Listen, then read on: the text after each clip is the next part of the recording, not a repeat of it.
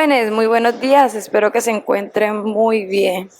Bueno, desde ya les pido que saquen cuadernos sociales para hacer sus respectivos apuntes.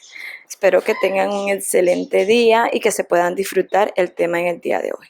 Hola chicos, el tema de hoy es el proceso de paz. Entonces vamos a contextualizarnos.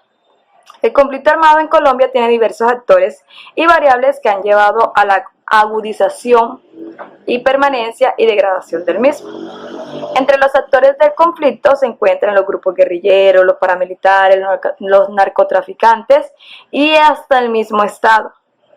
Los orígenes de la guerrilla se remontan entonces en la década de los 60 del siglo pasado, y desde su inicio han surgido diferentes organizaciones, como cuál el ELN, el EPL, el M-19. Son organizaciones que han nacido dentro de los grupos guerrilleros.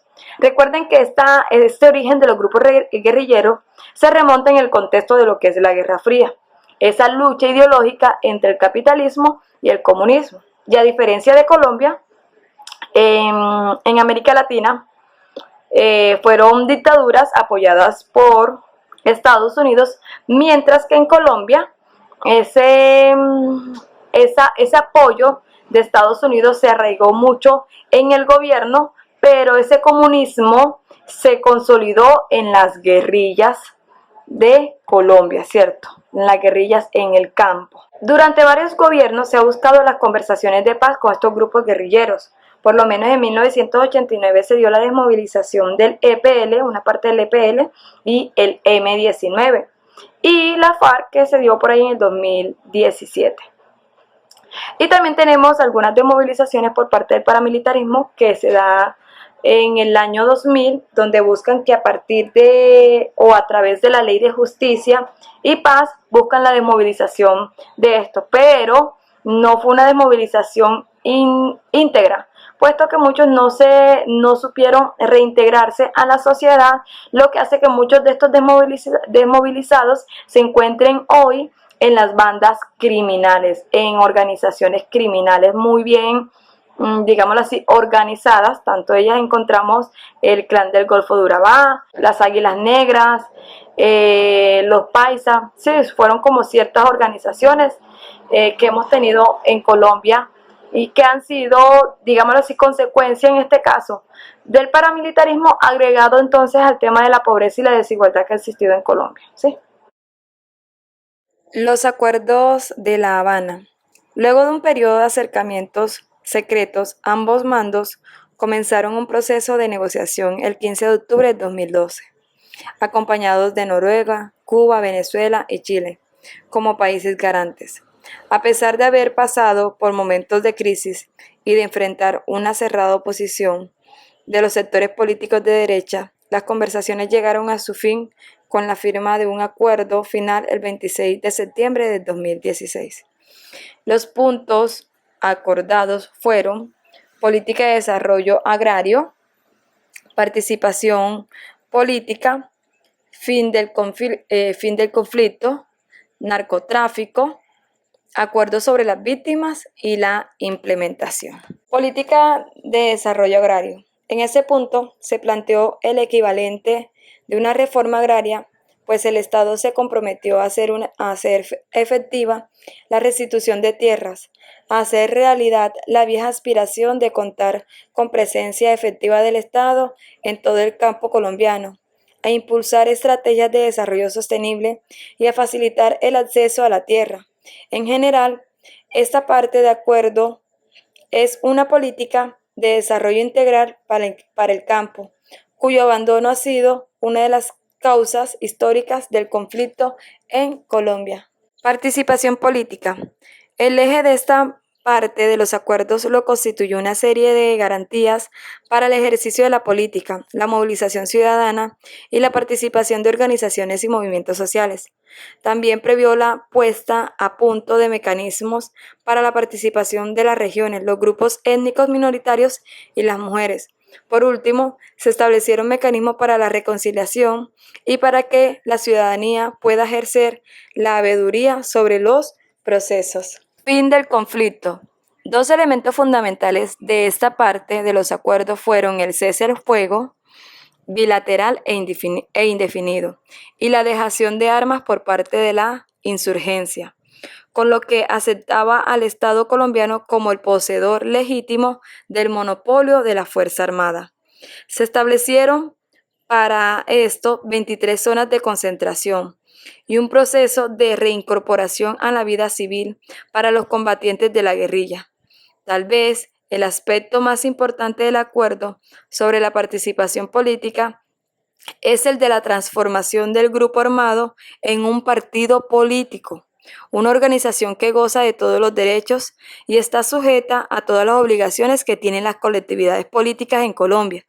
Como medida de transición, dicho partido contó con 5 curules, tanto en la Cámara como en el Senado, un representante ante el Consejo Nacional Electoral y 3 delegados en las plenarias, con voz pero sin voto.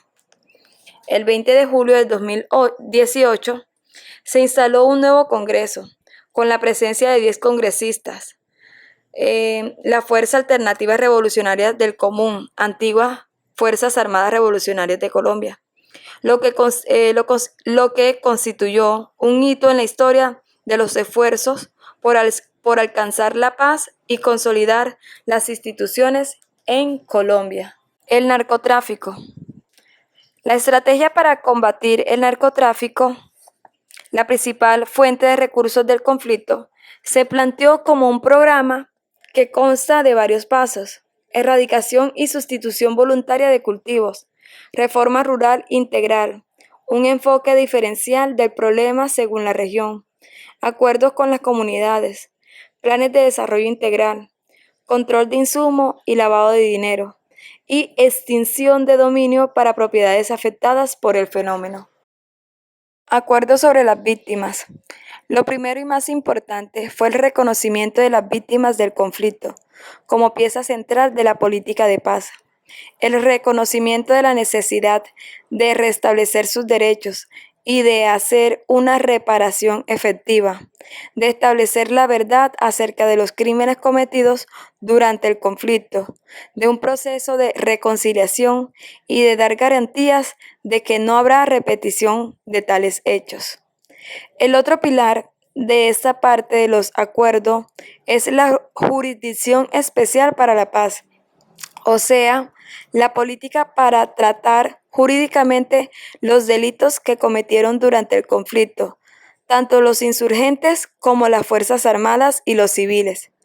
Se previó el establecimiento de un tribunal para la paz, donde se determina qué delitos están sujetos a amnistía o indulto. En principio, los delitos que entran en esta categoría son los políticos, rebelión, y los que se denominan conexos, es decir, los que se cometieron con un medio para alcanzar un fin político, azonadas y muertes en combates, por ejemplo. Los delitos que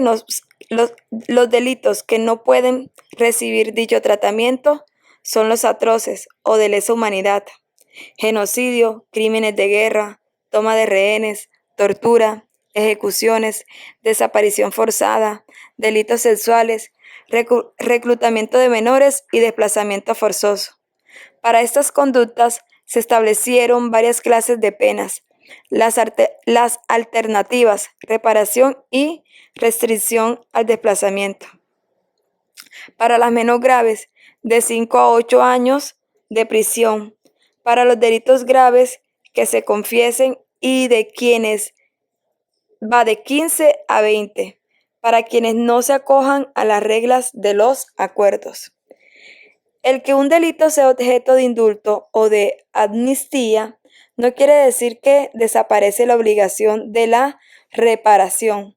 Por último, se prohibió la extradición y se estableció el compromiso de que no se repetirá el caso de la Unión Patriótica, un partido político que fue el fruto de las conversaciones en 1985 y fue exterminado por las fuerzas de derecha. Por último, está el de la implementación. En esta parte de los acuerdos se previó la participación de todos los sectores de la sociedad en la implementación de los acuerdos, la dejación y entrega de armas y un seguimiento del cumplimiento de los acuerdos con acompañamiento de la comunidad internacional. Todos conocemos la cara amable de Colombia.